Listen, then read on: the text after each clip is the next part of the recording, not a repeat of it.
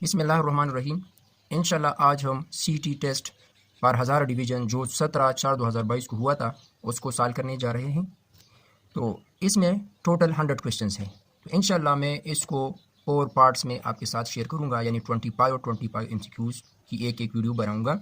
Harmful bacteria are removed from water by passing chlorine gas, यानी water से harmful bacteria को कैसे remove किया जाएगा, तो क्लोरीन गैस के ज़रिए इसको रिमूव किया जाएगा। Verb they do not show action are called linking verb. तो वर्ब से रिलेटेड जितने भी मेन पॉइंट्स हैं उसको याद रखना है। He said to her, did you not go to the market. Choose the correct and direct speech. तो करेक्ट ऑप्शन है C, he asked her if she had not gone to market, to the market. Number 4, the word are praise formed by rearranging the letters of a different word or praise is called। For example एक लफ्ज़ दिया गया है, एक word दिया गया है, और उसके जो लेटर्स हैं जब हम उसको रीअरेंज करेंगे तो उससे एक और लफ्ज़ बनेगा। इसको क्या कहते हैं, तो इसको एनाग्राम कहते हैं। जिस तरह अर्थ है, अर्थ को रीअरेंज करें तो इससे बनेगा हार्ट। इससे और भी अल्फाज बन सकते हैं, आप खुद इस पर प्रैक्टिस करें। Number 5, I waited for the bus but it was late. ये जो गिवन सेंटेंस है इसको आइडेंटिफाई करना है कि ये कॉम्प्लेक्स सेंटेंस है, सिंपल सेंटेंस है, कंपाउंड है या नेगेटिव सेंटेंस है। तो ये कंपाउंड सेंटेंस है। The anagram of the word heart, heart का एनाग्राम क्या होगा, तो अर्थ इसका एनाग्राम है। Who stole the piano, choose the correct voice. तो करेक्ट वॉइस है bye whom was the piano stolen। Identify the praise in the following after dinner। Hamidullah Khan, the architect, built castles and bridges। Identify the underlined punctuation। यहाँ पर जो punctuation use हुआ है इसको क्या कहते हैं, इसको parenthesis कहते हैं, जिसको हम राउंड ब्रैकेट भी कह सकते हैं। Polynomial of degree 4 is called quadratic, linear, cubic या biquadratic। तो डिग्री 4 इक्वेशन को या पॉलिनोमियल, डिग्री 4 पॉलिनोमियल को हम क्वाड्रेटिक पॉलिनोमियल कहेंगे। और वो क्वाड्रेटिक पॉलिनोमियल जिसमें वेरिएबल का पावर इवन हो, जिस तरह मैंने ये पॉलिनोमियल लिखा है, ये है बाई क्वाड्रेटिक। अगर इसमें वेरिएबल का पावर ऑड और इवन दोनों हो तो उसको हम क्वाड्रेटिक भी कह सकते हैं। ये भी क्वाड्रेटिक है लेकिन इसको हम बाई क्वाड्रेटिक भी कह सकते हैं, यानी डिग्री 4 इक्वेशन को यहाँ पर हम बाई क्वाड्रेटिक कहेंगे। The sum of the length of any two sides of a triangle is dash than the length of the third side. एक ट्राइंगल है, इन ट्राइंगल को हम ले सकते हैं। जब हम इसके दो साइड्स का सम लेंगे यानी इसको जमा करेंगे तो इसका सम थर्ड साइड से लाजमी ग्रेटर होगा। तो यहाँ पर करेक्ट ऑप्शन है greater. Harmonic mean is the reciprocal of arithmetic mean, यानी हार्मोनिक मीन जो होता है वो अर्थमेटिक मीन का रेसिप्रोकल होता है। जिस तरह अर्थमेटिक मीन इक्वल होता है sum of all elements divide by number of elements, तो इसका रेसिप्रोकल जो होगा वो हार्मोनिक के इक्वल होगा। तो यहाँ पर करेक्ट ऑप्शन अर्थमेटिक मीन है।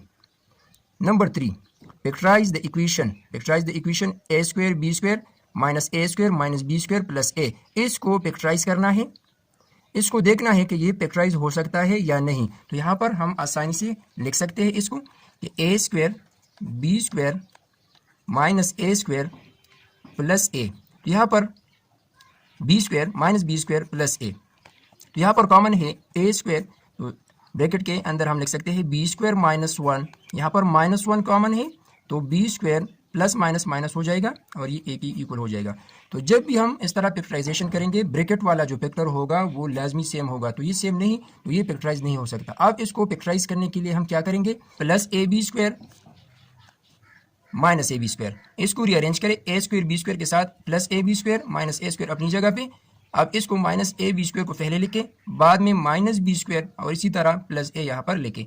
यहाँ पर जो कॉमन है वो है 1 टाइम कॉमन, कम से कम जो पावर है वो 1 है, तो 1 टाइम ए को कॉमन करें।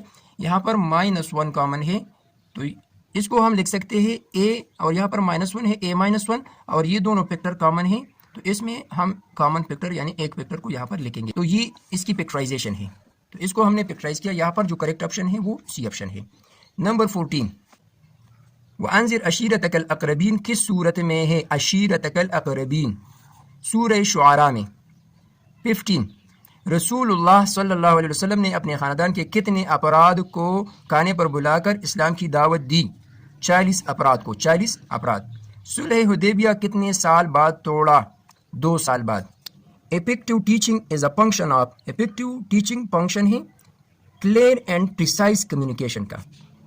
दरजेल अल्फाज में से मुज़क्कर लफ्ज़ की निशानदही करे। शब, ममासिलत, परस्तिश, जवाल, तो जवाल इसमें मुज़क्कर है। नवीद हमेशा खुश व खुरम रहता है, इस जुमले में हुरूफ अतब की निशानदही करे। खुश व खुरम ये है हुरूफ अतब। लफ्ज़ तूल का मुतज़ाद है चौड़ाई। The volume of internal core of earth is about 16%। Mars has 2 moons, Mars में 2 मून है। मार्स एक प्लेनेट है और जितने भी प्लेनेट है हर एक प्लेनेट में मून्स की एक तादाद है, तो आपने मून्स की तादाद को मालूम करना है और याद करना है।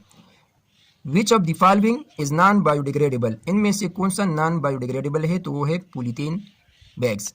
Due to the effect of acid rain stone buildings are corroded, this types of damage to the stone building is called stone cancer. Corroded mean कम करना या तहलील करना। Find the surface area of the sphere whose radius is 7 centimetre. एक sphere दिया गया है, sphere है, 3 डायमेंशनल फिगर है, तो आपने 3 डायमेंशनल फिगर जितने भी है उसके फार्मूलाज को याद रखना है, यानी सरफेस एरिया फार्मूला और वॉल्यूम फार्मूला जो है उसको याद करना है। तो यहाँ पर स्फीयर का जो रेडियस है वो 7 सेंटीमीटर है, तो इसका सरफेस एरिया क्या होगा? Surface area of sphere is equal to 4 pi r square. 4 multiplied by 5 equal to 22/7 and r equal to 7, और यहाँ पर स्क्वायर है 7 square, 7 cancel, 7 multiply 22 multiply 4 is equal to 616 cm square, और एरिया का जो unit होगा वो स्क्वायर होगा।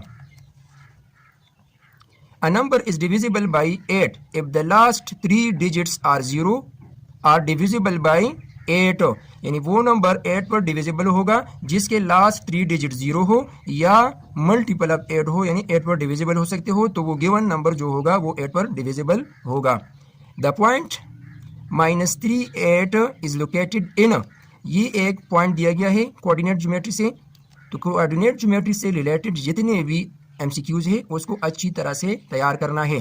तो यहाँ पर इसको समझें, ये फर्स्ट क्वाड्रेंट है, ये सेकंड क्वाड्रेंट, ये थर्ड क्वाड्रेंट है और ये फोर्थ क्वाड्रेंट है।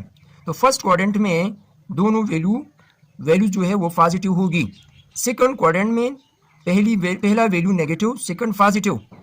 तीसरे क्वाड्रेंट में दोनों वैल्यूज नेगेटिव होंगी और चौथे क्वाड्रेंट में पहला पॉजिटिव और दूसरा नेगेटिव होगा। तो इसकी मदद से हम इसको लिख सकते हैं कि -38 जो है ये सेकंड क्वाड्रेंट में होगा, यानी नेगेटिव पॉजिटिव वैल्यू जो होगी इसको हम सेकंड क्वाड्रेंट में लिखेंगे और इसको रिप्रेजेंट करेंगे सेकंड क्वाड्रेंट में।